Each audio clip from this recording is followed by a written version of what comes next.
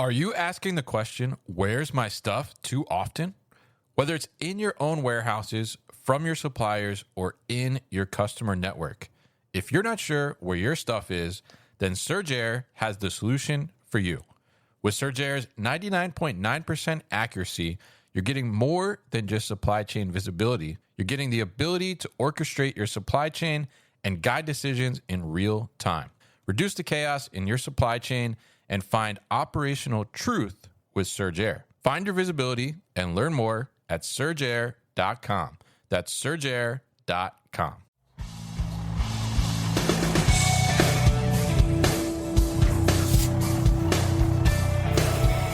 The New Warehouse Podcast, hosted by Kevin Lawton, is your source for insights and ideas from the distribution, transportation, and logistics industry.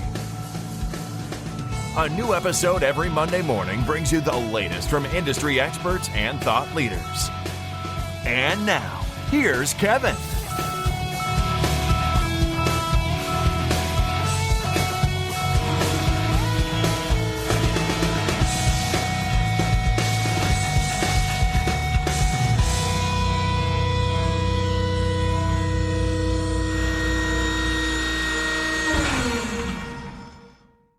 Hey, it's Kevin with the New Warehouse Podcast, bringing you a new episode today. And with today's episode, I have a guest that I've been looking forward to for quite some time. I'm going to be joined by Adrian Stoch, and he is the CEO of Americas Now at Hai Robotics. Recently transitioned to them, and we're going to talk a little bit about that, about his switch from being on kind of the end user side over to the solution provider side now, seeing a little bit of both sides of the table. I'm very curious why he made that decision and kind of where that's stemming from. And we're also going to talk a little bit about, of course, the automation landscape and robotics landscape within the warehousing space in general. So Adrian is joining us today on the road because he's busy. He just got a new job and he's going all over the place. So Adrian, we appreciate you so much for joining us here. How are you doing today, sir? Well, firstly, thanks for having me. I'm very excited to be on your pod, Kevin. I'm doing great. As you said, it's busy, but that's the way we like it. And so, very, very excited to have this conversation. Yeah, absolutely. And you were share this story with the audience, because you were telling me before we hit record here, you had an interesting interaction with automation in the airport, actually. So tell us a little bit about this. Yeah, sure, Kevin. I feel as though I was caught in some kind of deep ironic metaphor when I arrived here at the Columbus airport.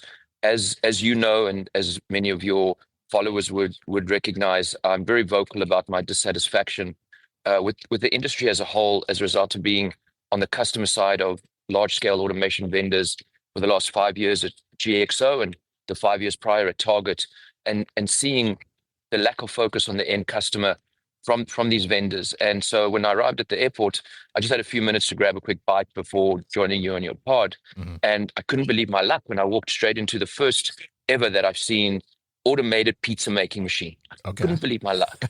And I placed my order, and I was very excited and watching the robotic arm do its thing. There was some mixing involved, and of course the baking, and then the picking was great, mm-hmm. as usual. So that went and got the pie, and as it was moving to its final destination of delivery to its end customer, it missed the destination port and landed right on the floor upside down. And I couldn't believe it. I couldn't believe what I was watching. I couldn't believe what I was experiencing. Within an instant, I thought, let me just dissect what's happened here. Yeah. Number one, this was obviously spent a lot of time in design and engineering, mm-hmm. and you got some really big minds paying close attention to how this technology is going to work. And all that focus was put into the steps of the creation of the product, and so little into the end customer experience. I couldn't believe what I was watching. Yeah, that's incredible, and I think it's like you said. I mean, it's a very interesting situation because I have seen that, you know, you've been vocal about that on LinkedIn, especially recently. I saw some posts from you about kind of your disappointment in the end user experience, like you said, and that the deployment piece from automation, which we'll talk a little bit about here today. But really a very interesting story and experience for someone like you to go through, especially definitely. So it's great to get you on here, and you recently made a big move, I would say, right? And as you mentioned, you were at Target for a few years, and then recently at GXO as their chief automation officer as well, and now joining Hai Robotics just in the last couple weeks as we're recording this as their CEO of America. So I'm curious. I guess first, why don't you tell us a little bit, and we'll see if you got this down pat. It's only been about 2 or 3 weeks here, but tell us a little bit about Hai Robotics and everything they do for people that maybe are not familiar. Yeah, sure. So I'll go back and maybe share the story of how this all came to be. As we've already said, you know, I was at GXO for 5 years, very happy. Company's doing great things, doing a lot of innovation, and I was in this really amazing role of chief automation officer. So not looking for anything else at all. And then a recruiter reached out to me. It's a little over a year now ago, and I couldn't believe that the company he was representing was Hai Robotics, because of all the automation vendors and the senior executives that I've met at these companies, there was only one who expressed the perspective and the attitude towards his customers that I want the vendors to represent, and that was Richie, the CEO and founder of Hai Robotics. And I met him in one of the GXO buildings where he had implemented one of his solutions, and that was the first, right? Seeing the CEO of that company in one of my buildings was already first a very positive experience, and then listening to him and his philosophies and how he's very focused on his end customers. That was not something I'd heard from other vendors and other providers, because they always approach in the same way. They talk about the technology, how great the technology is, what the technology does in making their pizza, and not really in delivering it to their end customer. And so I was curious and started having conversations, and the process it's taken over a year. The recruiter reached out. I actually checked the LinkedIn post. It was August the 14th last year. And wow. Yeah. it was a very difficult decision, because we were doing such great things at GXO in the automation space. And you know, one thing that I want to get across to your listeners on a nuance on this thing of my frustrations is that as a result of GXO going through so many of these large scale implementations, the company's got really good at it and is able to do these deployments of technology at scale. But all too often, we would see customers that don't go through so many of these repetitions and have struggled, and then come to GXO in a kind of an exasperated situation and saying, can you please help us? And just the instances of those they're sometimes difficult to watch. If you think about what a company's gone through to reach that point, just, you know, so their supply chain's been disrupted, customers have been disappointed, revenue's been left on the table, expenditures have been incurred unnecessarily, and careers have been impacted. Yeah, absolutely. And I think it's pretty incredible, because I mean, some of these projects, as you know, right, are very intensive, right, and go through a lot. And as you said, you know, if they don't quite work, then there's a huge disruption in the overall business and the overall supply chain that's revolving around that. So it's very interesting, and I think you're in a really interesting position, because, you know, like you said, you've done several implementations and deployments of different systems and getting lots of that experience. But the typical business, right, typical company is not going through those repetitions, I guess, to build that up as an exercise and a repertoire in a sense, right, to be able to do that. So I'm curious, because you mentioned there, you know, you see customers where they've gone and deployed, but have not necessarily had success or gotten to the point where I guess they probably thought they would get to, and then they come to GXO for help. So I mean, is that kind of like a consultative approach, or Like, how does that work on the GXO side? I'm curious about that. Yeah, so in the 3PL industry, and again for the sake of your followers, GXO is the largest pure play contract logistics company globally. So what that Sure. translates to is that they have the largest number of warehouses that have been outsourced to GXO from GXO's customers, and customers come to GXO for assistance in large scale automation projects. The vast majority now are automated. I actually can't think of a discussion that GXO had with a large customer that came and said, "No, we're looking for you to help us do a manual warehouse." So that doesn't happen in years now. It's typically to facilitate growth, to do some kind of consolidation of a company. This is something that GXO sees a lot, where a company has grown up and gone through a very quick ramp in terms of their demand side. And so their supply chain hasn't been built strategically.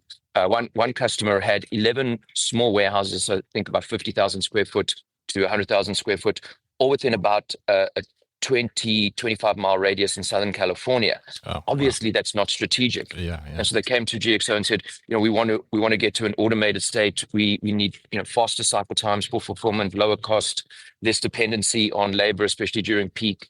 And so companies will come to GXO.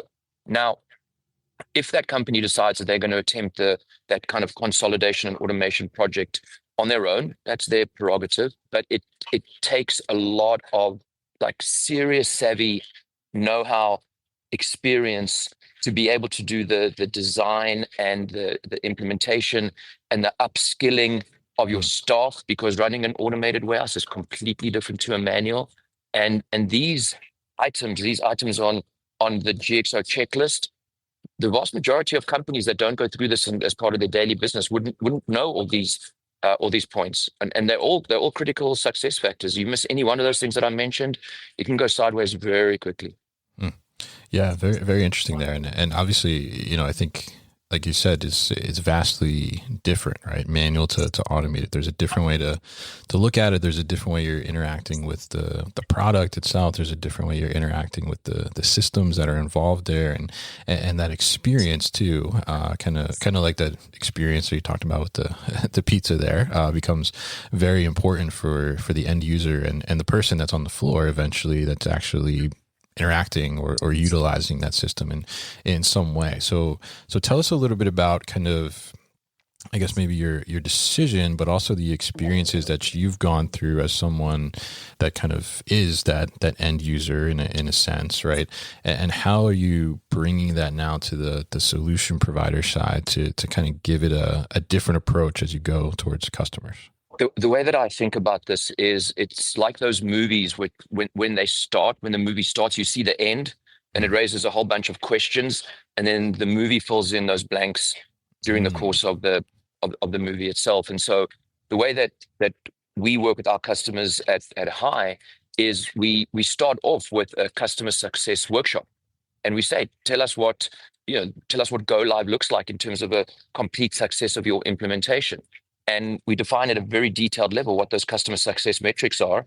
And then we position our metrics, our leading metrics, are designed to meet those outcome metrics of the customer. That step that I've just described it doesn't exist in the automation industry. And I've worked with pretty much all of these large scale vendors.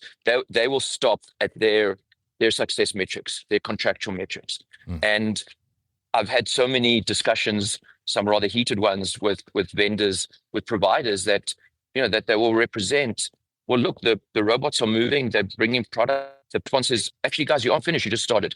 The continuous improvement just started. Because until the client is at their outcome, their success, how they're measuring it, you're not done. And so, again, in speaking to Richie, that is an alignment point that exists. I don't have to come in and convince anyone. The company has been built around that mindset of customer obsession. And I wouldn't have joined an automation company if that wasn't the case.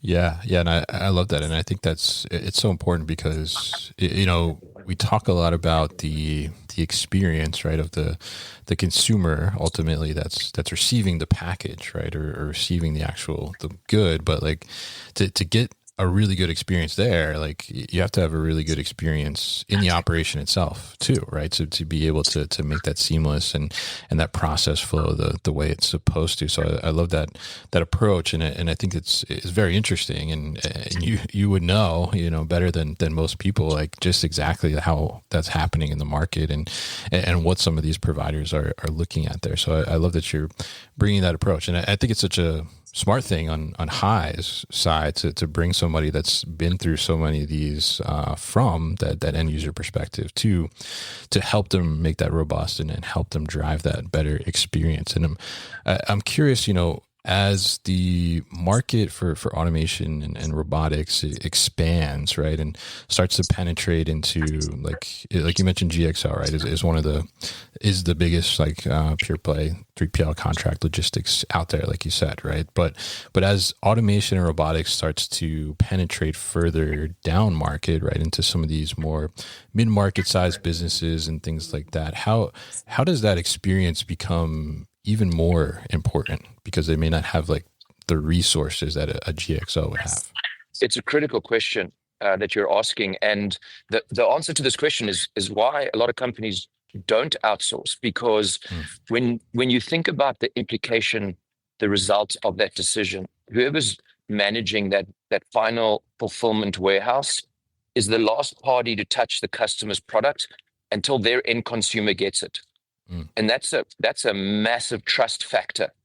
And so companies would be hesitant to essentially outsource that trust. Now, having been at this company for 5 years and seeing just how great it is at GXO is at performing this function, I would suggest to the answer to your question, that for these small and medium businesses, what I would want them to do is focus on their product, focus on their marketing, focus on their branding, doing the things that got them to that point. Supply chain is as critical a function as those others that I just mentioned, but it's not up to see of these companies. So there's a number of options for these small and medium-sized businesses to seek that kind of assistance, whether it's through using services that exist, or having a discussion with a 3PL. And companies like GXO, they offer various services that cater to these smaller businesses, these small and medium-sized businesses. GXO's product is called GXO Direct, and it's not the case that every customer needs to have its own dedicated warehouse. I mean, these behemoth 1 million square foot warehouse, in Southern California, you'll see them everywhere. But that's not the necessity. There's plenty of options, and I would strongly advocate and advise these C-suite folks at these small and medium-sized businesses. I don't think you can solve your own supply chain problems. It's not that easy. Interesting advice there, definitely. And I think it's interesting to see kind of some of these solution providers evolve too, right? To be able to cater more to that market as well. So I'm curious on the automation and robotics side itself. I mean, what are you seeing in terms of innovation, and how do you look at innovation, and how do you look maybe across the international landscape too? When we look at what's happening in the U.S. versus maybe like in China or other parts of the world, how do you view that innovation, and what do you see happening right now? Look, the first thing is no secrets. It's extremely competitive at a macro level. It's extremely competitive. When you look at what's coming out of China, there's been a lot of advancement recently, especially in the humanoid space, and there's a lot of emphasis, and there's a lot of support in China from government to accelerate automation and incentives for adoption, and it is competitive. I think it's very important that we continue to keep pace in the US. And for me, the point that's just as important as innovation is around adoption. And the reason I say that is because these issues and factors that have led companies to find themselves almost forced to get into automation are only going to amplify and accelerate. Right? I mentioned earlier on labor dependency, labor cost, supply chain disruptions. These factors are only going to continue to increase. And so what I'm seeing is what we should be doing more of, which is, yes, keep pace and innovation, but really focus on what I just call automation excellence on the adoption side. This is the pain points that, I've seen in my past that I've come to fix from within. And, when you think about, what exactly is automation excellence, when you ask that question, I don't think that there's many people that will have a very defined answer on what actually constitutes automation excellence. But you ask someone in the industry, what is operational excellence? You'll get a very strong answer. Yeah. What is functional excellence? What is sales excellence? These disciplines, we've had them for decades. I've been practicing lean manufacturing. I know I'm aging myself, but that all started about 25 years ago. Mm-hmm. And these disciplines have existed for literally decades. Automation excellence isn't well defined yet, and this is what I intend to fix. And I know that answer isn't around technology, but that's kind of the point. That's kind of the point. There's plenty of tech innovation, and that's going to continue, and it should. But I'm fixing it on the customer success side. Yeah, and I think that's a very great perspective to have, because I think that you're right. I mean, if like going back to the things you said earlier too, I mean, if that excellence is not there, and the deployment experience, the implementation experience, the ease of bringing these things into operations is not there. It hurts the adoption, right? And I can imagine too in some scenarios where, you talked about customers where, they went to try and deploy something, just didn't work out well. I can imagine that's also kind of discouraging for them to want to go after more solutions, right, and expand upon that automation. So very interesting there, and I got to ask you too, because you mentioned in there a little bit about humanoids, and I know at GXO you guys were kind of early movers with humanoids, right? So what is kind of your view on the humanoid aspect of this automation space in warehousing? It's only a matter of time, and I don't believe that time in this instance means 5 years. I mean, I think it means a year or so for humanoids to reach commercialization. Now, there's going to be stages, and the first stage is going to be non-collaborative. So non-collaborative means the humanoids are working only in conjunction with other robots or other MHE or other equipment, not with humans. The safety factor, that's going to be the long pole in this tent, is to get to the point where humanoids are truly safe to be able to be literally walking around in the work environment, kind of untethered. So the use cases that GXO has now with its partners are all within a very confined, managed area. It's literally physically cordoned off, and it's only other robots that go into that area. But I do think that there will be the robots, the humanoids, will reach capability to get to scale in this category within the next year or so. I mean, we're seeing it in China already. Orders have been placed, like large scale orders. I do think that that's a little bit ahead of schedule, just based on what I've seen. There's obviously a strong possibility that there's things out there that exist that I haven't seen. But just based on what I've seen, we're not quite there yet. But I only think we're a year or so away. Some of the partners that we were working with, Reflex, Aptronic, Agility, the rate of advancement with these companies and a few others kind of in stealth mode in the wings. This category is going to be very relevant. It's going to be very disruptive. And there's things that are special about this category that makes it unique in terms of the attraction for warehouse logistics. Yeah, interesting, and I think that's pretty incredible, because some of the conversations I've had in the past don't necessarily have it ramping up that quickly. But I think it's interesting to see, like as you mentioned, that there's so many rapid advancements, right, happening, that the capabilities continue to expand, but very quickly, right? So it'd be very interesting to kind of see that. So I guess in that same kind of regard, I mean, when you look at automation and robotics, right, there's a lot of discussion about the human aspect of the work still, right, and kind of, does it take away jobs, does it replace jobs? But I'm curious your view on that as someone that's implemented several projects, right, and for Hai now, right, Hai still requires human worker to interact with the system, right? So what is your view, your take? How do you kind of approach that, where the human labor and kind of the automated labor find their balance? Well, firstly, from my point of view, the kinds of jobs that automation augments or replaces even are the kind of jobs that aren't really that desirable. Heavy lifting, repetitive, manual type jobs, being in trailers for extended periods of time in the heat of the day or the cold of winter. These aren't necessarily the most desirable jobs out there. So I think it's very favorable from that standpoint. Also, in the areas that the warehouses that I've been associated with, and this is pretty broad. Mm-hmm. There's no rampant unemployment. If anything, it's still a challenge to get labor into the building, even when the need for labor has reduced significantly. You still need hundreds of people in a building, a 1 million square foot building. You still need folks to do what's called the value added services, which is exactly what you want your employees to do. You want them doing the kind of tasks that add value to the customer's product and not doing just repetitive moving of boxes around. I think that's going to be the case for the foreseeable future, with aging workforce and cross-border availability of labor being more intensive in various regions, not just the USA. This is a big concern in Europe, and there's another factor to this. For the first time within the last couple of years, I'd never heard it before, but customers are talking not exclusively about the financial ROI of doing large scale automation. They're just talking about existential labor availability, that they're worried they're just not going to be able to have enough folks to do the work. I mean, that's at a different level of need, like that existential need, not just about an ROI.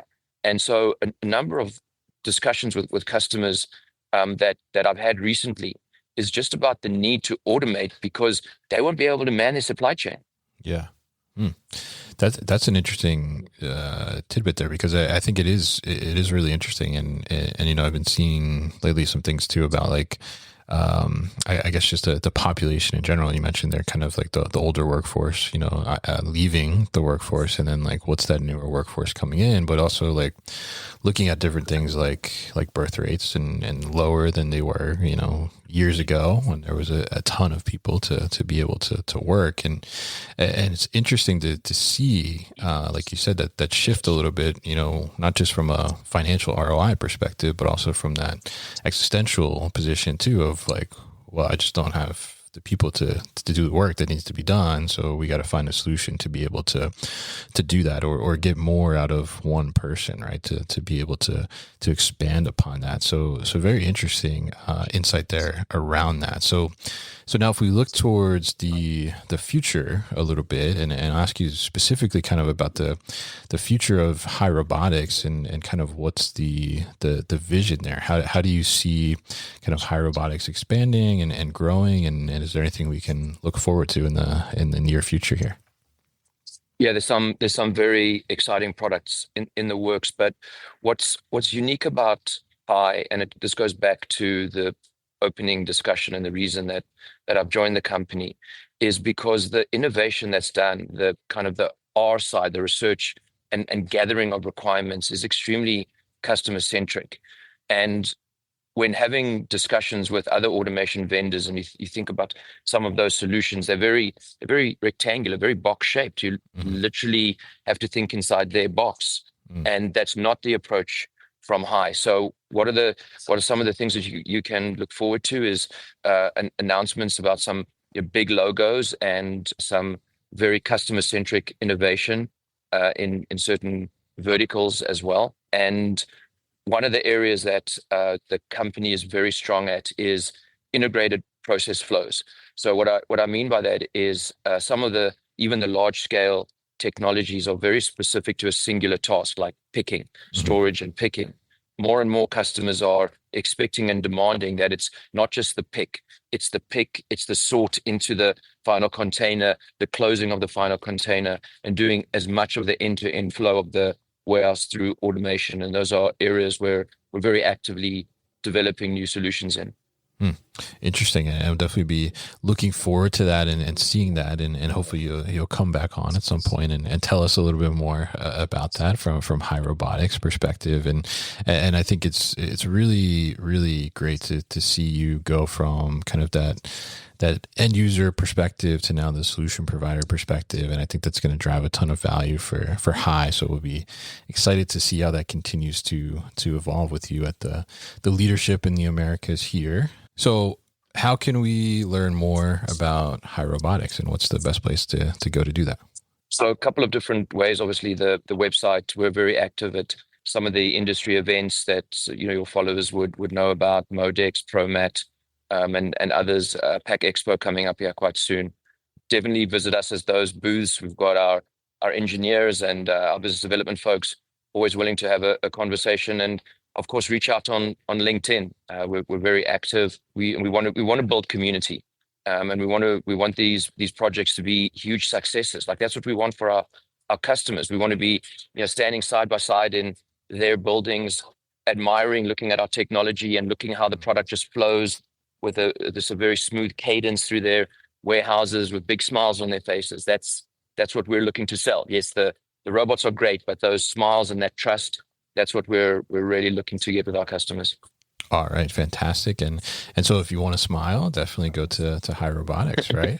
So really appreciate you coming on the show here, Adrian. It's been a pleasure to talk to you and kind of hear some of your insights and very unique, I think, perspective from both sides of the table here now, and really interested to see how you continue to help Hai Robotics grow and that customer experience at the end of the day. So we'll put all that information at thenewwarehouse.com as well as in the show notes here so people can easily find it. And definitely give Adrian a follow on LinkedIn too as well. He has some great insights and opinions there on the space as well. So Adrian, thank you once again for your time on the show today.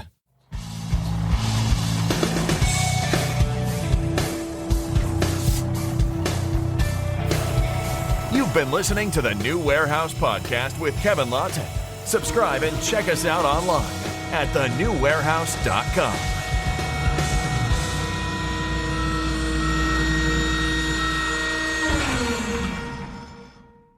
Enjoyed this episode? Make sure you are subscribed to the podcast, and for more content from the New Warehouse, find us on LinkedIn and YouTube. Links to subscribe can be found in the show notes, and for everything The New Warehouse, head to thenewwarehouse.com.